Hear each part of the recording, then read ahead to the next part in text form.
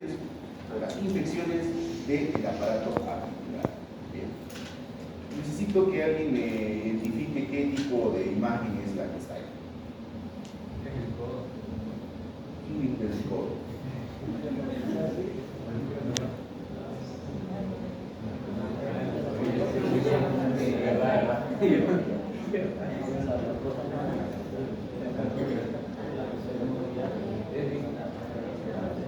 Bien. Es una proyección lateral de rodilla. Bien. En la porción superior tenemos este hueso que se denomina Fémur. El hueso desarrollado más grande del cuerpo, Rótula. a esa estructura se denomina meseta tibial o porción proximal de la tibia. Cada vez tiene que ser más específico. ¿Okay? Y este es el peroné, también conocido como fíbula. Muy bien, entonces. La primera afección de que vamos a hablar es la osteomielitis. ¿Okay? Osteomielitis. Ustedes tienen que fijar muy bien esto porque van a escuchar. Y esta afección es un dolor de cabeza, tanto para el médico, para el traumatólogo y peor para el paciente. ¿Okay? Y la osteomielitis, cuando ustedes vean una herida en una porción del cuerpo que está vinculado a un hueso que supura, esa es una osteomielitis. ¿Okay? Infección purulenta del hueso. Y esta infección purulenta del hueso puede involucrar tres segmentos: la médula, la cortical y el periósteo. ¿Okay? Si involucra solamente la parte medular, se denomina mielitis. ¿Okay? Mielitis. Es muy poco frecuente porque es una de las fases agudas. Cuando abarca la cortical, en este caso es una osteitis. Recuerden ustedes desde el principio de la etimología, todo lo que sea itis es inflamación. Y si abarca el periósteo es una periostitis. Y ahora, existe combinación también de esto. Claro, si la afección, la bacteria esa que come, acuérdense que come, entonces, afecta primero la cortical. Ahí tenemos una osteitis. Y como se acabó toda la cortical de comer, avanza y entra a médula. Y tenemos una mielitis. Cuando abarca cortical y abarca médula, ahí tenemos la famosa osteomielitis. ¿Ok? Y se afecta en este caso también, aparte de la cortical o afecta el periósteo, pues la otra combinación. Vamos a tener una osteoperiostite, o sea, es una parte de arriba de la mano. Recuerden que tenemos periósteo, cortical y médula. Entonces, en base de que la bacteria se presenta, porque las bacterias están en la parte externa, son parte de la microbiota, lo primero que va a hacer es atravesar la piel, que es una de las barreras de defensa. Llega al tejido celular subcutáneo y se aproxima y se presenta el periósteo. Y recuerden que el periósteo es una estructura, tejido conectivo, que envuelve el tejido óseo, que se encarga en este caso de la remodelación y el crecimiento. Es también una forma de proteger el tejido óseo. También se encarga de darle aporte y la vascularización al tejido óseo. Primero afecta en este caso el periósteo. Llega al periósteo, ya saben, periostitis. No solo afectó el periósteo, también el tejido óseo, la cortical, entonces tenemos una osteoperiostite. Y se afectó en este caso ya la cortical y la parte medular, es una osteomielitis. Eso tiene que quedar claro. Bien, ahora, la etiología es muy importante. Y es algo que yo les preguntaba cuando los que participaron del pase de visita, en Cotoca tenemos un paciente con una osteomielitis. ¿Okay? Es importante. ¿Qué es osteomielitis? ¿Qué es osteomielitis? Tienen que conocer los conceptos. Afección del tejido óseo es lo básico. Pero cuando le diga osteomielitis, afección de la cortical y también de la medular. Y depende también no solo del grado de afección, sino del tiempo de evolución. Enseguida vamos a hablar de las características. Se sabe que la etiología es inespecífica. Pueden haber varias causas. Una de las principales es hematógena. ¿Qué quiere decir causa hematógena? Que viene de la sangre, ¿no? Que el foco puede venir de una infección de cualquier otro tipo. Por ejemplo, una afección del oído, una afección de tejidos blandos, por ejemplo, una afección pulmonar, cualquiera. Viaja por la vía hematógena y produce una lesión, por ejemplo, de un intestino. Por vecindad, por ejemplo, los pacientes de la tercera edad, úlceras sacras, se infectan. Y como está próximo a los lechos articulares de las caderas, se produce una lesión también por conectividad. Por inoculación, paciente inmunodeprimido trata a alguien que tiene una afección, por inoculación directa puede llegar a presentar también una iatrogénica. Ahora, iatrogénicas, por ejemplo, regla general en el hospital, primero se curan los pacientes limpios. El concepto de limpio es que no están vinculados a ningún proceso infeccioso. Pacientes sucios o contaminados son todos aquellos que tienen una afección tipo infecciosa. Ahora, regla general en hospitales, es pecado curar primero al infectado y luego al sano, o al sucio y luego al limpio. Se curan primero todos los pacientes limpios y luego los pacientes contaminados. Ya, aunque ustedes no lo crean, a veces la flojera en el interno puede más. Estoy aquí en la sala 3, donde tengo 5 pacientes para curar. De estos 5, 3 son limpios y 2 son contaminados. Nada, de una vez toda la sala. No hagan eso, primero son los limpios, dejen a los 2 sucios, van a los 2, terminan con la parte limpia y recién pasan a curar contaminados. Y otra cosa, igual, en los hospitales siempre hay cargo de curación limpio y cargo de curación contaminado. Y eso puede producir una afección o una osteoartritis iatrogénica. Bien. Ahora, dentro de los agentes etiológicos, pecado no saberlo, pecado no saberlo. El agente infeccioso viene con el 80% de los casos de estafilococcus aureus. La explicación, ¿por qué? Porque esta es la bacteria más abundante en la microbiota. Está en todos lados, en todos lados. ¿Ok? En los pacientes pediátricos sospechamos del Haemophilus influenza. Es uno de los agentes que produce tanto las otitis, tanto las neumonías y demás y demás. Ahora, en los pacientes que están inmunocomprometidos, los pacientes con pediatras, BBS y todo lo demás, pacientes tratados con corticoides, pacientes, por ejemplo, con enfermedades sistémicas como el lupus eritematoso, la esclerosis múltiple y todos los demás, entonces pueden estar asociados con bacterias un poco más agresivas como las salmonella y las pseudomonas. ¿Okay? Y en los pacientes neonatos es característico los estreptococos y los pneumococos. Es pues típico, la microbiota es típica en este tipo de pacientes. Bien, entonces no se olviden. Rescatar de lo anterior, estafilococcus aureus. ¿Cuál es el agente etiológico más frecuente de los pacientes? Estafilococcus aureus. No se olviden, no vayan a generar un problema. Bueno, respecto a la patogenia, decirles que se produce lo que es un exudado inflamatorio. Bien. ¿Qué es un exudado? A ver, para los que están durmiendo, ¿alguien puede decirme qué es un exudado?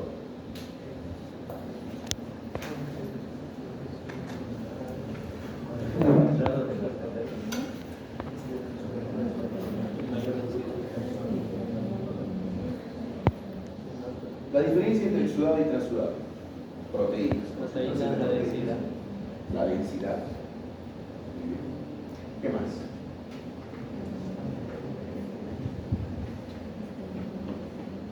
Eso es patología. Patología lleva ¿qué es? ¿Cuántos semestres? Recuerden, la parte de que exudado está asociado, por ejemplo, a procesos de tipo infecciosos. Siempre está asociado a procesos infecciosos. Es una infección en un exudado. Un transudado tiene que ver más con un proceso de generación entre una diferencia de presión. Por ejemplo, un derrame pleural, una insuficiencia cardíaca, un transudado, una quemadura, por ejemplo, en este caso también puede llegar a ser un transudado. O, por ejemplo, una flitena, porque sería un transudado. No sé con quién vimos una fractura de meseta tibial y la señora estaba llena de flitenas, de ampollas a nivel de la pierna. Eso es un transudado. La característica es clara o cristalina o tipo ámbar. En comparación a un exudado, es purulento, es amarillo. La diferencia es la celularidad. En el transudado, células escasas, muy pocas, quizás epiteliales. En el exudado vamos a encontrar leucocitos, bacterias y infinidad, en este caso, de proteínas también. ¿Ya? Entonces, esa es la característica. Otro ejemplo en el trasudado, por ejemplo, existe un desequilibrio entre presiones que, por ejemplo, mantienen la homeostasis de los líquidos, como la presión oncótica, también llamada coleosmótica, o la presión hidrostática vertical. Son conceptos que ustedes tienen que conocer porque generan lo que son el exudado y el trasudado. Ahora, cuando hablemos de un proceso infeccioso, siempre es exudado, siempre, no se vayan a confundir, es otra regla general. El exudado tiene esa característica, pus, acuérdense de eso, muchas células, en este caso vamos a tener la cantidad de concentración de proteínas, y se genera por lo siguiente, porque ese clorito va a aumentar o generar una presión que va a pasar por estos canales de Goldman, que es la parte de la arquitectura de la estructura ósea, hacia el espacio superior. Y ahí es donde se ocurre lo que es el levantamiento de esta membranita. ¿Sí? Se genera una membrana. Esto ya ustedes ya lo conocen, es un absceso en el tejido óseo, nada más que un absceso. ¿Qué ocurre? Como levanta parte de la capa, ¿y quién se encarga de darle vascularización al hueso? Periósteo. Entonces, ahí la vascularización irá comprometida. Ahora, ¿qué importa si no la llega vascularización a la zona local? Demasiado. Porque recuerden que si ustedes ingieren antibióticos, sea en vena, vía oral, estos por farmacología tienen que llegar a una vida media, que es la fase de latencia de la acción que tiene el antibiótico. Pero ahora vean lo que hace el bendito. Si no llega sangre a esa región, no solo va a producir necrosis, o sea, muerte de tejido óseo, sino también va a producir que no llegue el antibiótico. Es por eso que las infecciones del tejido óseo son un dolor de cabeza. Y tratarlas es producir la resección de esto. Hay que cortar y sacar todo eso, porque ya saben que por la fisiopatología o por la patogenia, antibióticos no le va a llegar. Ahora, les digo a ustedes, porque van a ser bien generales, tener un paciente que ustedes están viendo que en la radiografía se ve que está comprometido el hueso y hay exudado, hay pus, darle solo antibiótico y no hacerle más nada es un saludo a la bandera, no hacen nada con eso. ¿Por qué? Acuérdense de eso que les voy a explicar. La patogenia de la bacteria va a producir todos estos fenómenos que hacen que la sangre muy poco o nada llegue a ese lugar afectado. Entonces, no se hace nada, no se hace nada. Genera un gasto económico quizás en el paciente. Bueno, tienen que aprender a reconocer el cuadro clínico de este paciente con osteomielitis. ¿Cuál es? Recuerden que siempre menciona un foco séptico. Doctor, yo recuerdo que tenía un granito nada más. Comenzó un granito, luego se hizo, parecía que se estaba queriendo infectar y siempre tiene un antecedente un poco séptico previo. Siempre, siempre. ¿Okay? Otros, inclusive mencionan que parece que le picó un mosquito o algo así, entonces siempre mencionan un poco séptico. Y en el paciente el cuadro es lo siguiente: fiebre, característica del paciente como fiebre, fiebre, fiebre, fiebre. La impotencia funcional puede venir acompañada del grado de severidad de la lesión. Si es grande la herida y es grande la lesión en el tejido óseo, pues el paciente ya no va a poder caminar. Y puede existir o no el derrame de tipo articular si es que llega a la articulación. Bien, entonces, los signos locales: dolor, ¿okay? Un aumento de volumen, un enrojecimiento, una tumefacción, un rubor. Esto es característico, ustedes ya han visto en patología. La famosa letrada de Celso y con Reynolds, que lo hizo pentada, que asoció a la pérdida de la función. Bien, entonces, las formas clínicas de la osteomielitis, vamos a tener subagudas, crónicas, y en este caso, las subagudas son todas aquellas que tienen una duración de 2 semanas. 2 semanas. Se caracterizan por esto, ¿okay? La presidencia. Cuando ustedes lleguen a ser médicos generales, les llega la emergencia o la consulta a un paciente con esta característica, no hay duda. Ven la radiografía, no hay duda de osteomielitis. No perjudiquen al paciente.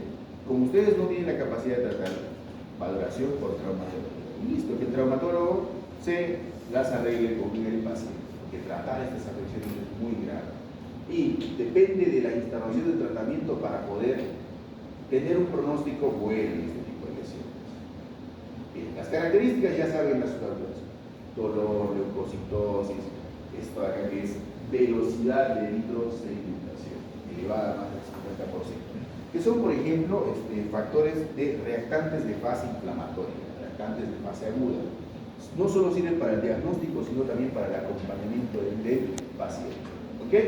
El gol estándar, el hemocultivo para ver si existe alguna diseminación hematógena o la punción o la biopsia directa de la lesión. 60% de efectividad. Ahora, si la infección ya no solo es más de las 2 semanas, sino pasó el mes, chicos, ahí estamos ante una osteomielitis crónica. Casi nunca llega en su hábito. Hacen de todo, curación, todo, hacen de todo. Y llegan siempre con 1 mes, 2 meses de evolución. Todas llegan en fase crónica. ¿Okay?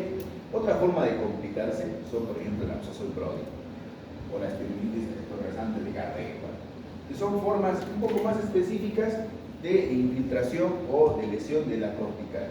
Nada más. Y quien lo descubrió les puso los nombres. Ahora, los exámenes complementarios para este tipo de lesión, vamos a ver que el quinto ejemplo, la radiografía convencional. Ahora, ¿cómo identificar una osteomielitis? Secuestro.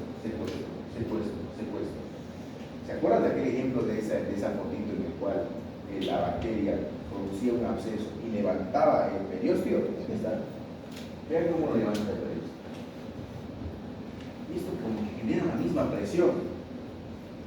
Cuando las arterias están llegando ahí por el periósteo y ligarlas, y si tienen una presión que las está apretando contra las paredes, no llegas a ese techo. Entonces, se quedan privadas de todo lo que pueda traer la sangre, además de células que son como línea de defensa de los leucocitos, tampoco van a poder llegar en este caso otros antibióticos. ¿Okay? Cuando yo les pregunte, sea en la tomografía o la radiografía de un paciente con osteomielitis, ¿qué es lo que se identifica? ¿Cuál es la interpretación? Es que se evidencia secuestro. ¿Ok? No se vayan a olvidar. Ahora, hay estudios en el cual, por ejemplo, realizan radiografías contrastadas. ¿Qué hacen? Cargan contraste a través de la herida que tiene, pasan el contraste. Sacan una radiografía y se dibuja el caminito, como cuando en la tierra las hormigas hacen los túneles. De la misma forma, en la radiografía se va a ver cómo se ramifica todo, hacia dónde se ha diseminado la infección. También se puede realizar una tomografía computarizada en la cual se evidencia con mayor claridad los secuestros. ¿Okay? Es como que la bacteria se quiere alojar ahí en el tejido óseo y hace su casa, hace el espacio, comienza a utilizar lo que quiera utilizar y demás. Recuerden que las bacterias también son, en este caso, células que hacen todo, cumplen una función, se alimentan, hacen fagocitosis, eliminan, todo lo demás, todo en relación a la existencia de estos. El gol estándar, como ya les había mencionado en otra clase, para casi todas las afecciones es la resonancia. Ahí se ve todo se ve la resonancia. Muy bien, entonces, ahora, yo tengo un paciente con osteomielitis. ¿Qué laboratorios debo pedir? Importante que ustedes sepan, les va a llegar y tienen que saber qué laboratorios. El primero y el más sensible es la velocidad de eritrosedimentación. ¿Ya? A ver, ¿qué es la velocidad de eritrosedimentación y cuál es el valor normal? De 10 a 15 es el valor normal. Es la velocidad. ¿Seguro? 98 a 108. ¿Qué? Pentopelos. Velocidad de eritrosedimentación es lo siguiente. Es la capacidad que tienen las células, por ejemplo, que por el mismo propio peso, expuestas en este caso a la gravedad, tengan la capacidad en esta canción de caer. Y producir esto que se llama la sedimentación. Ustedes tienen las prácticas de esa centrifugar, veían hacer esto, buscar la sedimentación. Y se ha visto que la sedimentación se altera por el sistema infeccioso, inflamatorios. ¿Por quién está comprometido? Todas las células. La velocidad de eritrosedimentación es el primer valor que se va a alterar y sirve tanto para el diagnóstico como el acompañamiento de la evolución. Porque en el caso de que la limpieza, la resección del antibiótico está haciendo efecto, la velocidad de eritrosedimentación va cayendo y ese es un signo muy bueno. Ahora, el otro valor es la leucocitosis. Recuerden, por arriba del 10.000, ahora, con desvío a la izquierda, fisiología. Quiero un desvío a la izquierda, quiero un desvío a la derecha.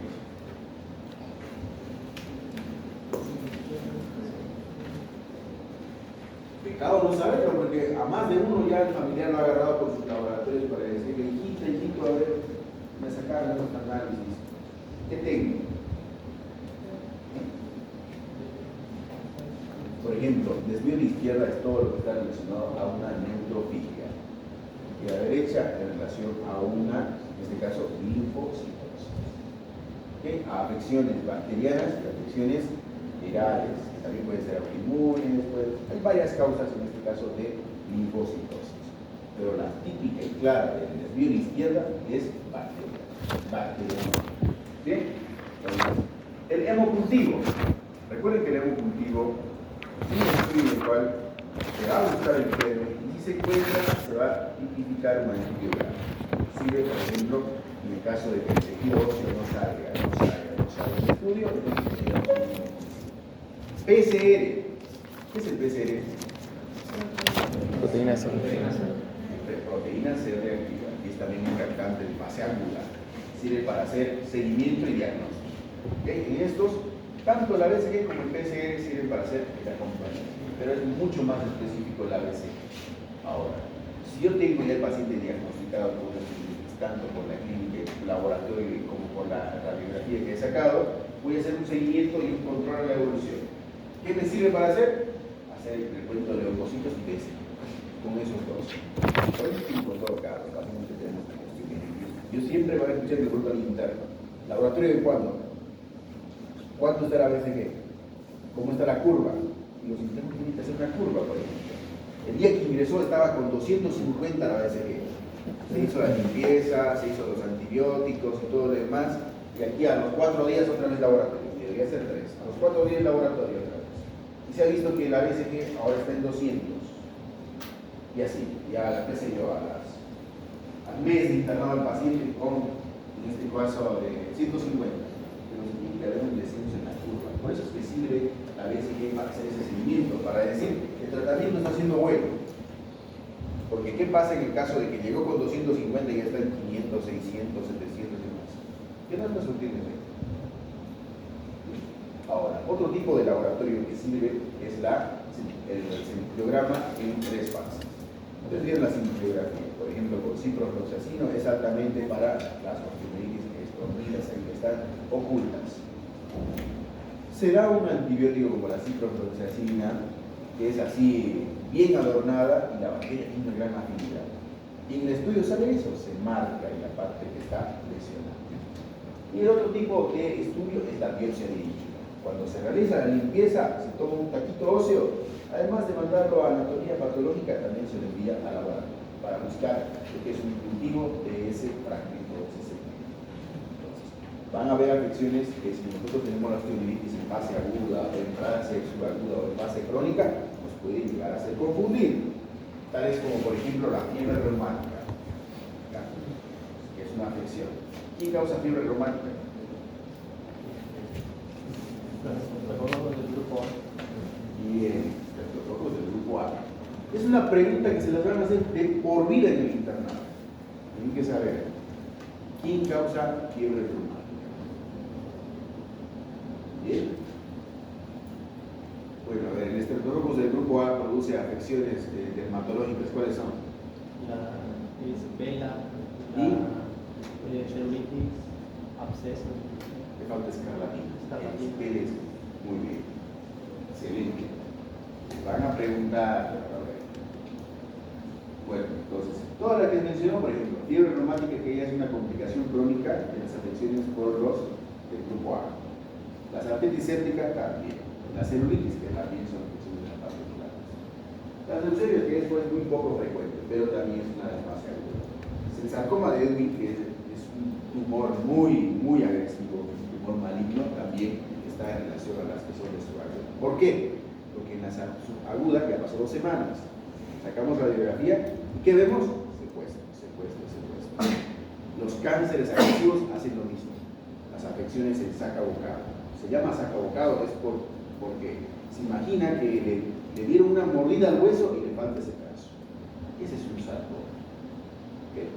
Entonces, en las afecciones de tipo crónicas también hay secuestros. Entonces, volvemos a repetir esa tomada. Y ahora, como vieron que se formaban secuestros así de forma circular, entonces también se considera con la relación de los eosinofílicos, los granuliomas eosinofílicos, que es también un diagnóstico diferencial. Y el otro tumor que es el osteosarcoma, que afecta a cualquier nivel. Entonces, respecto al pronóstico de esta afección, dependerá de que se diagnostique lo más antes posible y que se trate o se instale un tratamiento lo más breve. No solo va en relación a antibióticos, también está en relación con lo que es la limpieza, la resección de ese fragmento. Cuando tenemos una osteomielitis, yo lo que hago, por ejemplo, es radiografía, secuestro. Ahora con el paciente le digo, hay que hacer una cirugía, hay que hacer una resección ósea. Hay que sacar todo lo que está mal. Es como, siempre les hago el ejemplo de la naranja. Es como una naranja podrida, hay una parte que se ha podrido. Entonces, ¿qué hago? Voy a cortar esta parte. Y listo, instalar antibióticos. Y evitar que la infección se disemine más todavía. ¿Bien? Bueno. Complicaciones.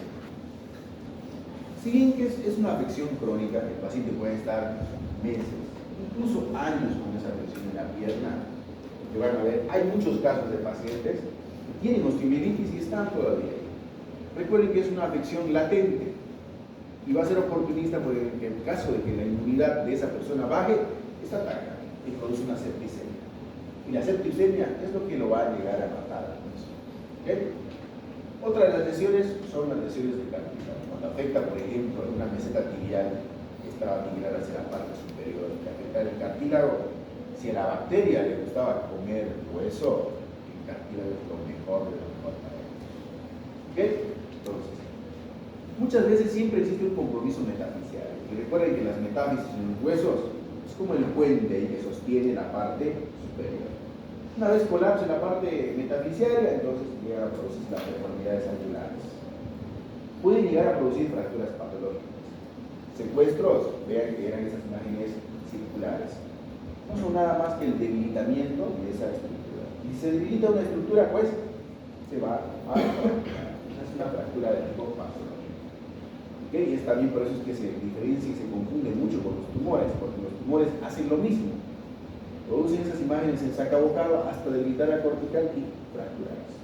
Ahora, muchas veces esto tiene a tener una tendencia de magnetización. Recuerden que el estímulo para poder generar un cáncer es un estímulo repetitivo, cualquier sea el cáncer. El de pulmón, por ejemplo, el efecto nocivo del tabaco. Esta acción es nociva. Generar estímulo, molestar a las células. Llega un punto en el cual la función celular se altera. Para que ustedes entiendan, la célula se enoja. Si quiere enojarse es malinizarse y no cumple una función determinada. O puede inactivarse y no producir función, o hiperactivarse y producir mucha función. Dependerá, y ese es el origen de los tumores que son, en este caso, hiperactivos o inactivos. Bien. ¿Ok? El tratamiento en base a los antibióticos. Yo les mencionaba, nosotros somos amigos de la cefazolina, pero en caso de que se presentan este tipo de situaciones, siempre va a ser asociada a un banco o una clínica. Y la instauración del tratamiento con osteomielitis siempre es empírica. ¿Okay? Es por lo que ustedes están viendo acá. Yo les estoy transmitiendo conocimiento y ustedes lo van a volver a corroborar en el libro. Sí, el docente tenía razón. Hay que darle una cefazolina o también a una vancomicina o una clindamicina.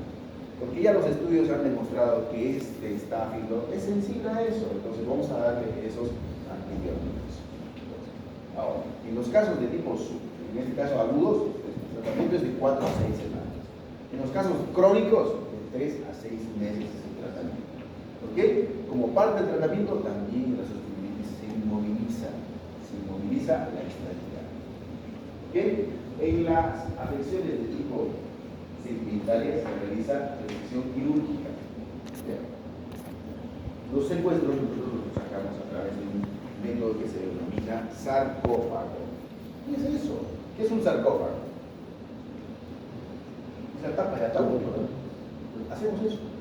En el hueso, identificamos el secuestro, donde está en la radiografía, y por algo en serio sí está ahí. Entonces comenzamos nosotros con el cincel y el martillo a producir el sarcófago. Ahí está. Retirar todo el secuestro, porque entendemos que ahí está la bacteria anormal. En doctor, y lo dejan así vacío. No, colocamos espaciador de cemento con antibiótico. ¿Qué? Uno, la primera función es brindar antibiótico local, o sea, que el sitio está lleno de antibiótico. Y la segunda función es evitar el debilitamiento de la cortical ósea. O sea, ¿qué quiere decir? Le voy a dar soporte. El antibiótico o el cemento no es nada más como una arcilla. Muchos de ustedes cuando eran chicos han utilizado la plastilina, es igualita que la plastilina. Utilizamos la plastilina esa que tiene antibiótico, muchas veces de esto tiene vancomicina, y donde hacemos el agujero o el sarcófago es ahí donde se va a rellenar con este cemento con antibiótico.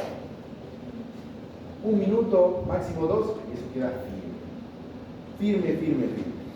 Se seca y queda totalmente firme. Chicos, eso fue respecto a lo que se elimina antes de ser. No voy a correr, me voy a tomar más así que pase el tiempo de poder avanzar la artritis.